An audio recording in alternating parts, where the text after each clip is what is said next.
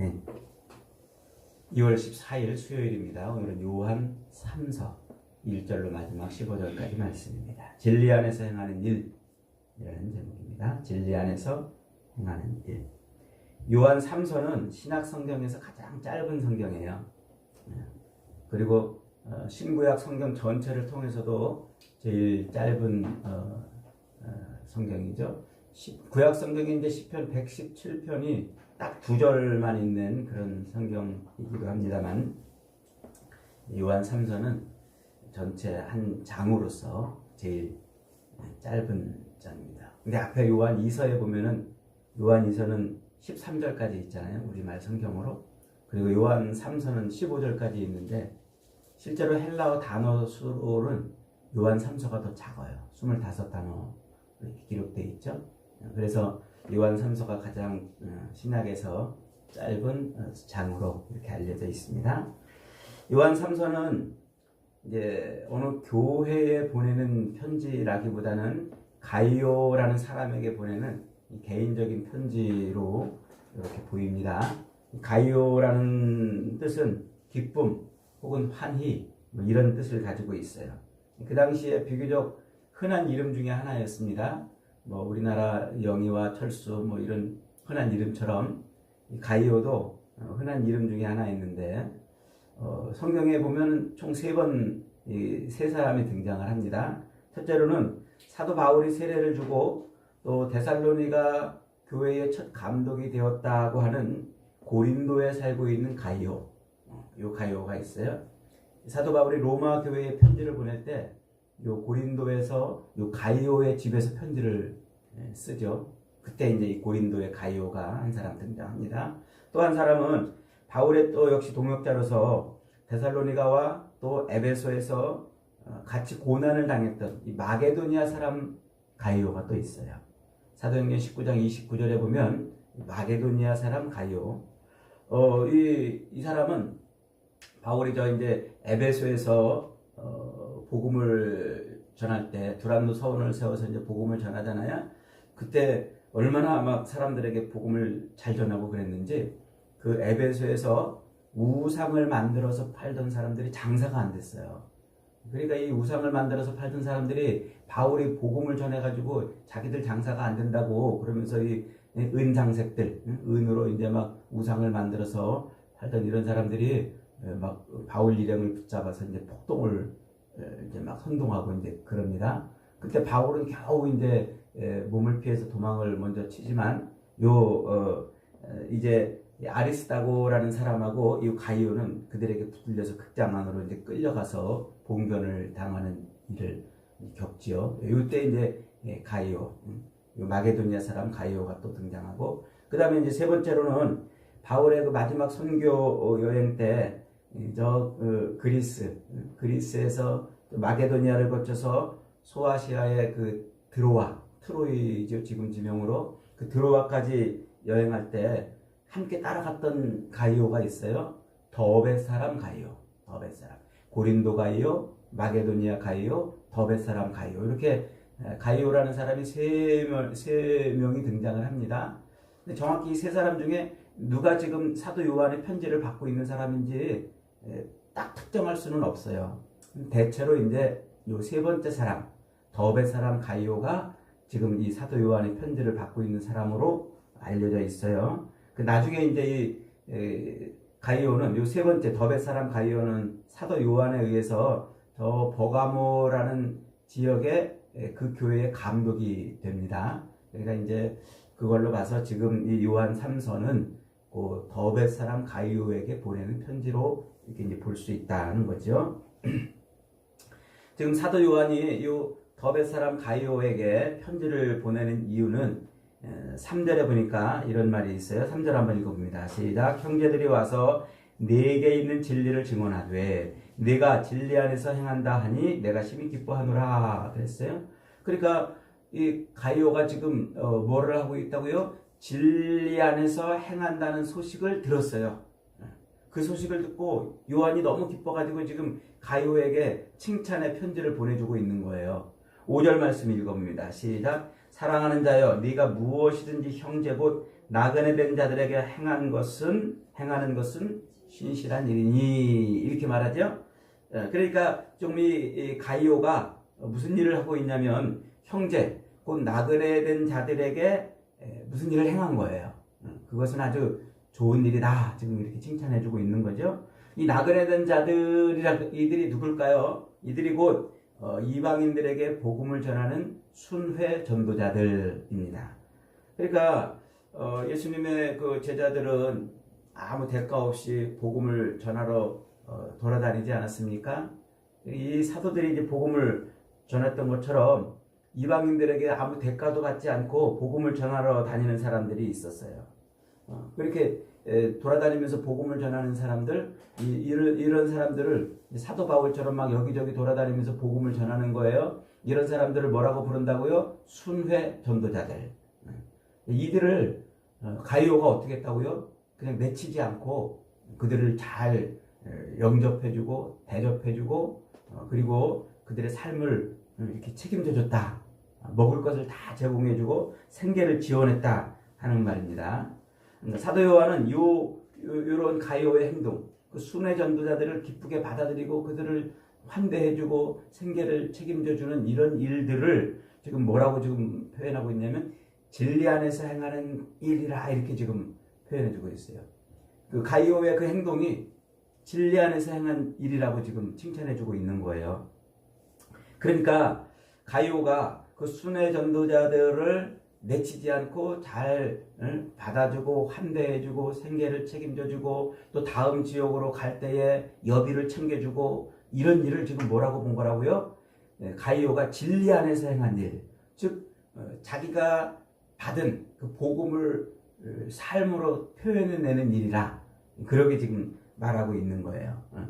그러니까 이 가이오는 이 복음 순회 전도자들을 받아들인 이유가 뭐냐면 자기가 받은 그 복음을 굳건하게 지키는 그런 일을 행하는 것이라고 본 거예요.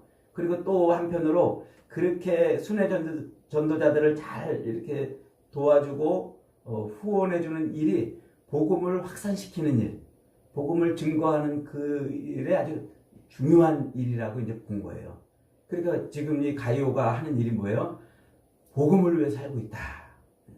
네가 그렇게 하고 있는 게 지금 넌 진리 안에서 행하는 거다. 너 아주 복음을 위해서 진짜 잘하고 있는 일이다. 내가 너 박수 쳐주겠다. 이런 지금 칭찬의 글을 쓰고 있는 거예요.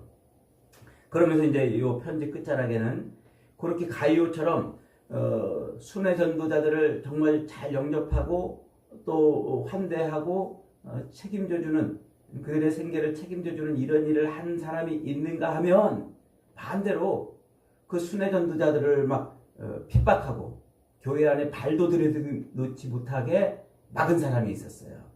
그리고 몰래 이제 순회 전도자들을 도와주려고 했던 사람을 교회 안에서 출교시키는 이런 엉터리 같은 일을 한 사람이 또 있다는 거예요. 그가 누굽니까? 그가 바로 디오드레베라는 사람이에요. 이 디오드레베는 복음 전도자들, 순회 전도자들을 대접하지 않았어요. 대접하지 않았을 뿐만 아니라 다른 사람이 그를 대접하는 것을 막고 그 대접한 그 사람을 교회에서 쫓아냈다 그럽니다. 그가 왜 그런 일을 했을까요? 그가 지금 거짓 교사라는 거예요. 그러니까 교회를 혼란하게 하고 자기가 믿고 있는 그 진리, 참 진리가 사도 요한이 가르쳐준 진짜 그 예수 그리스도의 복음이 아닌 거짓 신앙을 가지고 있는 자들이기 때문에 그렇다는 거예요. 그러니까 이 복음 전도자들, 이 순회 전도자들이 와가지고 복음을 제대로 다시 가르쳐주면 자기들이 전한 이 가르치는 이 복음이 들통날까봐 그 일을 막았다는 거예요, 지금. 그러니까 조금 이 디오드레베 이 사람은 이제 앞에서 요한 1서에서 그리고 요한 2서에서도 언급하고 있는 이 영지주의자들의 가능성이 많은 거예요. 영지주의자들. 그러니까 헬라 철학에 세상은 이제 물질 세계는 악하고 영의 세계는 선하다고 이렇게 세상을 이원론으로 보고 그래서 어떻게 하나님이 이 더러운 육신을 입고 이 땅에 오실 수 있겠냐? 그렇지 않다.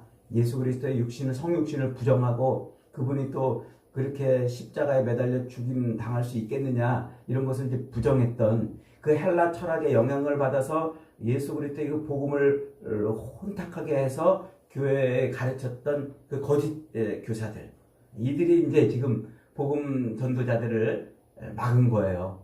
그리고 그 복음 전도자들이 교회에 왔을 때 그들을 몰래 대접했던 사람조차도 교회에서 출교시키는 이런 엉터리 같은 일을 지금 했다고 지금 말하고 있는 거예요.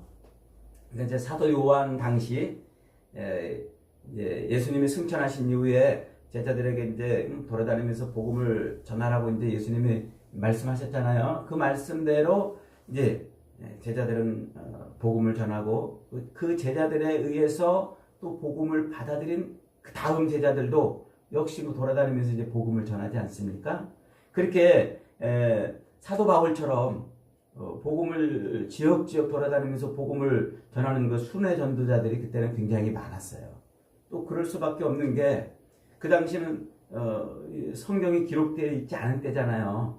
성경이 이제 막 기록되거나 이럴 때란 말이죠. 구약 성경은 물론 기록이 다 되어 있습니다만은 뭐 개인이 우리처럼 이렇게 묶여진 성경을 가지고 있지는 않았어요.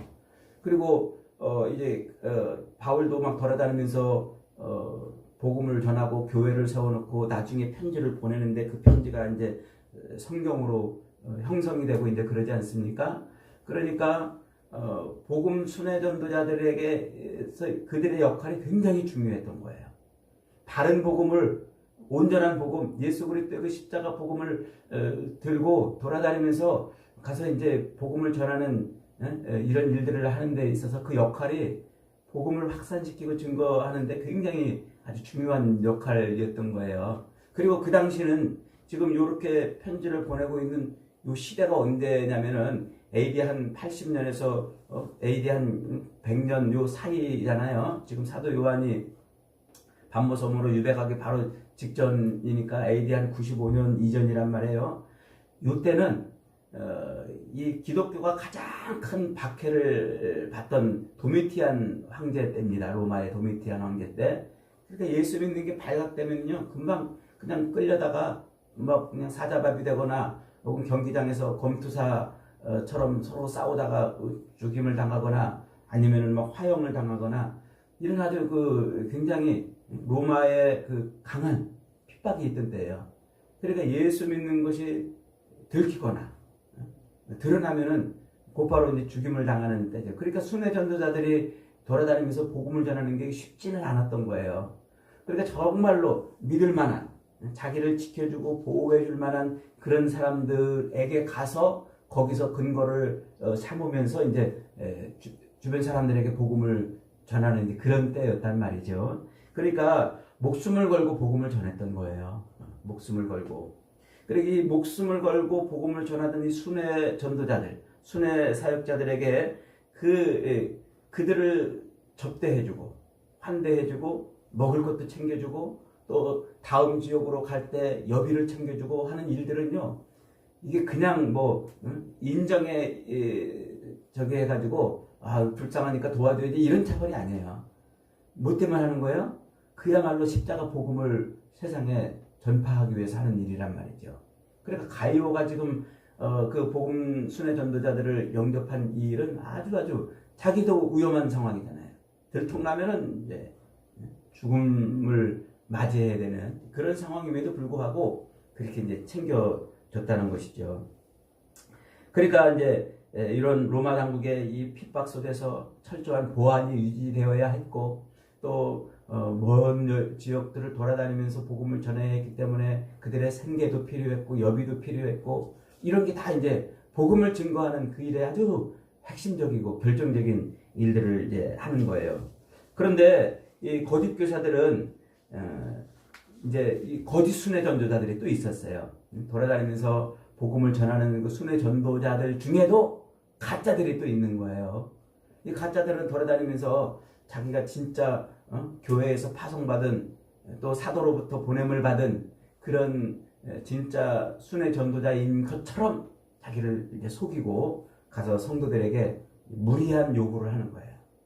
그래서 막 뭐라 그럽니까? 이제 금전 갈취 같은 것도 이제 막 무리하게 하고 막 이런 이제 일들을 하죠. 그러니까 무리하게 대접을 요구하고 또 금전적으로도 많은 손해를 끼치는 이런 일들을 하는 거짓 순회 전도자들이 이제 많았고, 그러다 보니까 그들은 복음을 왜곡시키는 일들을 하는 거죠. 이런 일들이 교회 안에 지금 얽히고 설켜 있는 거예요.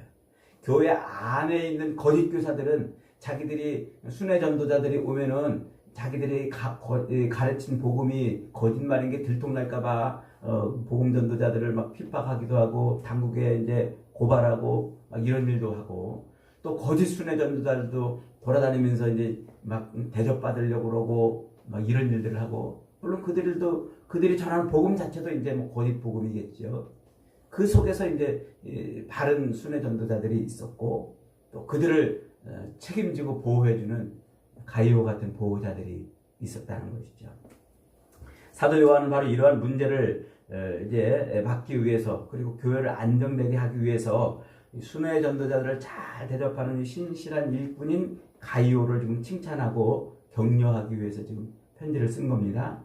그러면서 이제 순회 전도자들을 막 핍박하고 그들을 교회 안에 못 들어오게 하고 또 그들을 돕는 성도들을 출교시키는 이 디오드레베를 이제 그 정체를 폭로시켜 줌으로써 교회가 이제 어려움을 겪지 않도록 지금 그렇게 하고 있는 겁니다. 11절에 보니까 이런 말씀이 있어요. 11절 같이 한번 읽겠습니다. 시작. 사랑하는 자여, 악한 것을 본받지 말고 선한 것을 본받으라. 선을 행하는 자는 하나님께 속하고 악을 행하는 자는 하나님을 배웁지 못하였느니라 이랬어요. 이게 이제 영지주의자들을 염두에 두고 하는 말인데, 헬라 철학에 버무려진 이 복음을 가지고 있는 이 영지주의자들은 어떻게 한다고 그랬어요? 구원이 어떻게 임한다고 그랬습니까? 독특한 지식, 신으로부터 받은 것도 독특한 이 지식을 이제 묵상하고 깨달아서 자기들이 구원을 얻는다 이렇게 생각했다고 그랬죠. 그러니까 그 예수님의 그 성육신과 십자가에서의 그 죽임을 부정하고, 그리고서는 이제 부활을 믿지 않아요. 그들은. 그러니까 그들은 오로지 예수 그리스도께서 이 땅에 육신을 입고 있는 동안에 선포한 말씀이라고 생각되는 것만 붙들고 그거를 묵상하면 자기들이 영적인 구원을 얻을 수 있다. 이 육의 더러운 세상을 떠날 수 있다. 이렇게 이제 주장을 했단 말이에요.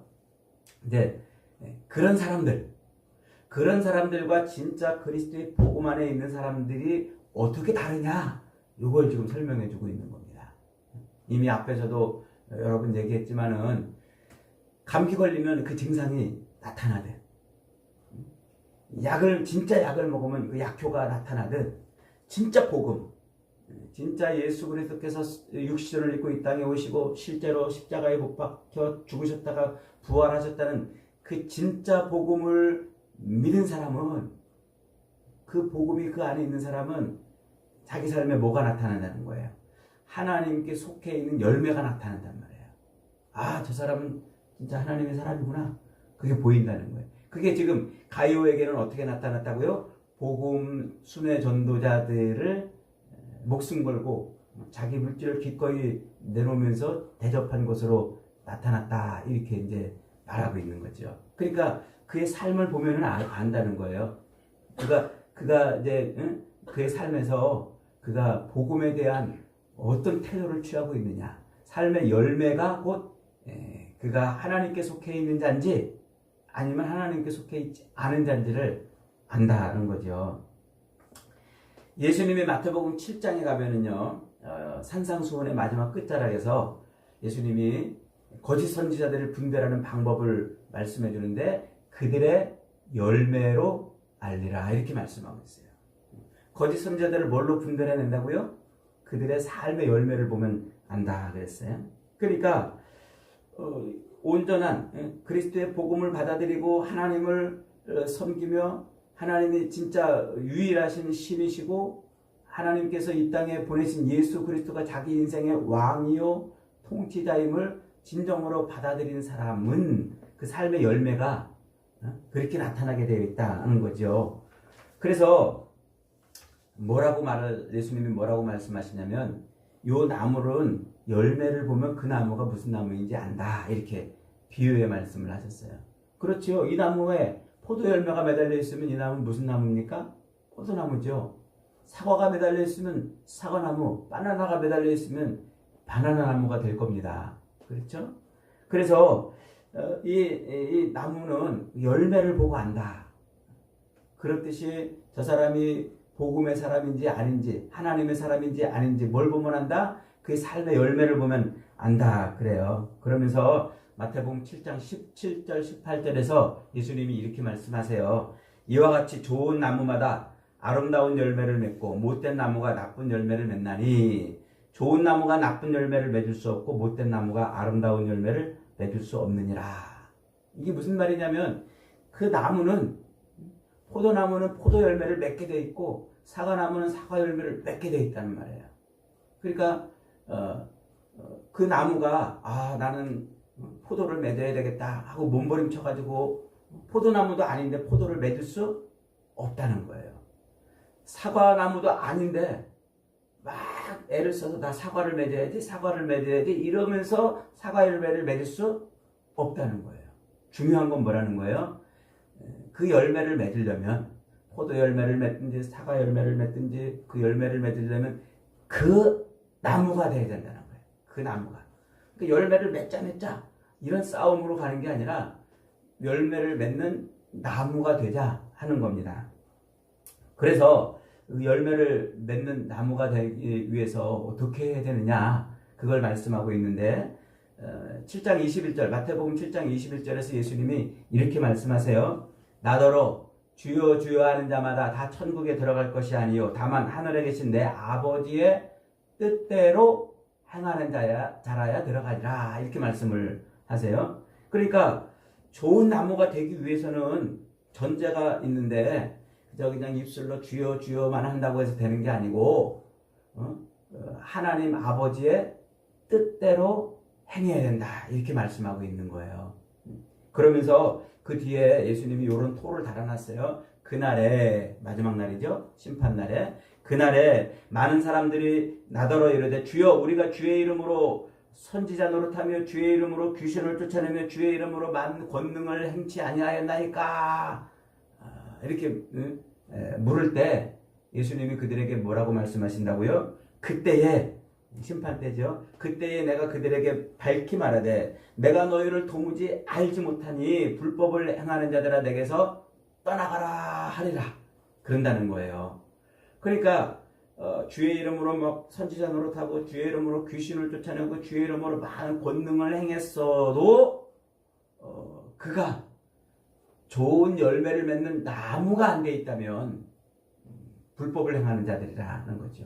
그 좋은 열매를 맺는 나무, 그 나무가 어떻게 된다고요? 하나님의 뜻대로 행하는 것. 하나님의 뜻대로 행하는 것. 그게 뭘까요? 그게 바로 요한복음 6장에 나오는 예수님의 말씀이에요. 요한복음 6장 39절 이하에 보면 나를 보내신 이의 뜻은 내게 주신 자 중에 내가 하나도 잃어버리지 아니하고 마지막 날에 다시 살리는 이것이니라. 내 아버지의 뜻은 아들을 보고 믿는 자마다 영생을 얻는 이것이니 마지막 날에 내가 이를 다시 살리리라 하시니라. 그러니까 예수님이 이 땅에 오시게 된 것, 육신을 입고 이 땅에 오시게 된 것은 아버지의 뜻을 이루기 위해서 오셨는데 그 아버지의 뜻이 뭡니까? 그리스도 예수에게 맡겨놓은 모든 영혼을 다 찾아내는 것이에요. 그래서 아버지의 뜻은 그 아들을 보고, 십자가에 매달린 그 아들을 보고 믿는 자, 그가 바로 영생을 얻는 자라는 말이에요. 구원을 얻는 자고. 그러니까 하나님 아버지의 뜻은 다른 게 아니에요. 십자가에 매달린 예수를 보고 믿는 것, 그게 하나님 아버지의 뜻이라는 거예요. 이게 예수님이 밝혀주고 있는 뜻이죠. 그러니까 이 세상에서 살아갈 때 우리가 뭐 주의 이름으로 선지자 노릇하고 주의 이름으로 귀신을 쫓아내고 주의 이름으로 많은 권능을 행해도 십자가의 복음, 예수 그리스도를 제대로 믿지 않으면 다 꽝이라는 말이에요. 예수 그리스도 이 땅에 육신을 입고 오신 그 그리스도, 십자가에 매달려 우리의 죄를 위해서 피 흘려 죽으신 그 예수님을 자기 인생의 구주로 영접하는 것, 아멘하고 자기 인생의 주인으로 영접하고 믿는 것, 그게 하나님 아버지의 뜻이에요. 착하게 살고 선하게 살고 불쌍한 사람 돕고 그런 게 아니고, 하나님 아버지, 우리를 향한 하나님의 뜻은 예수 그리스도를 믿는 것밖에 없단 말이에요. 그러니까 이 땅을 사는 동안 우리는 예수 그리스도를 온전히 나의 주인으로 영접해야 돼요.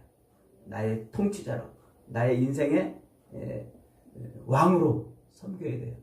그래서 마태복음 5장 11절 12절에서 예수님이 이런 말씀을 하세요. 나로 말미암아 너희를 욕하고 박해하고 거짓으로 너희를 거스려 모든 악한 말을 할 때에 너희에게 복이 있나니 기뻐하고 즐거워하라. 예수님을 자기 인생으로 주인의 구주로 아멘하고 받아들이면 그것 때문에 시련이 있고 환난이 있고 어려움이 있고 고난이 있어도 뭐하라? 기뻐하고 즐거워하라. 할렐루야. 이렇게 할 수 있냐는 거예요. 이렇게 할 수. 그렇게 할 수 있다면 그가 좋은 열매를 맺는 나무가 되는 거예요. 그런데 사람들은 그 그리스도를 자기 인생의 주인으로 영접하고서 살지 않고 그냥 넓은 길, 평탄한 길, 복받는 길을 택하면서 산다는 것이죠. 그것은 진리 안에서 행하는 것이 아니라 하는 거예요. 진리 안에서 행하는 것은 예수 그리스도를 자기 인생의 주인으로 영접하고서 그 그리스도의 복음, 십자가에 달려 죽으신 그 예수 그리스도가 우리 인생을 구원한다는 그 그리스도의 그 복음을 전하는 일에 자기 인생을 기꺼이 드릴 수 있는 거예요. 그런 사람이 하나님께 속해 있는 사람이란 말이에요.